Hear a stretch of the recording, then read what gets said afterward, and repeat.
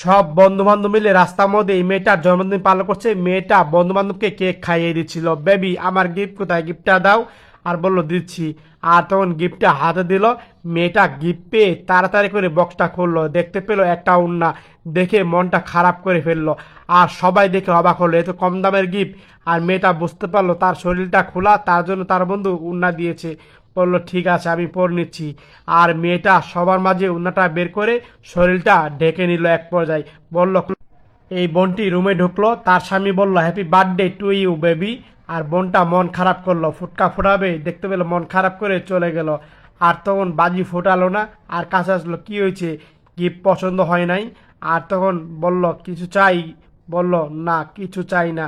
আমি যখন তোমার কাছে চাই তুমি তো তখন দাও না কেন, কি হয়েছে বলো আমাকে। আর তখন এক পর্যায়ে মেয়েটা কল্পনা দেখলো। এই মেয়েটা বলছে চলো দুজনে বসে কফি খাই না। আরে যাও আমি ব্যস্ত কাজ করছি, যাও যাও।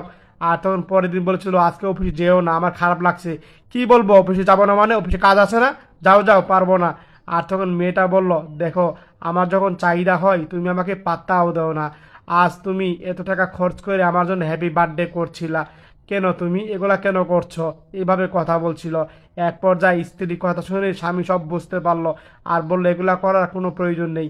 বলল সরি আমার ভুল হয়ে গেছে, তোমার সাথে আর কখনো এরকম করব না। এই কথা বলে বুকে জড়িয়ে নিল। সত্যি ভালো লাগলে ভিডিওটা শেয়ার করে দিও।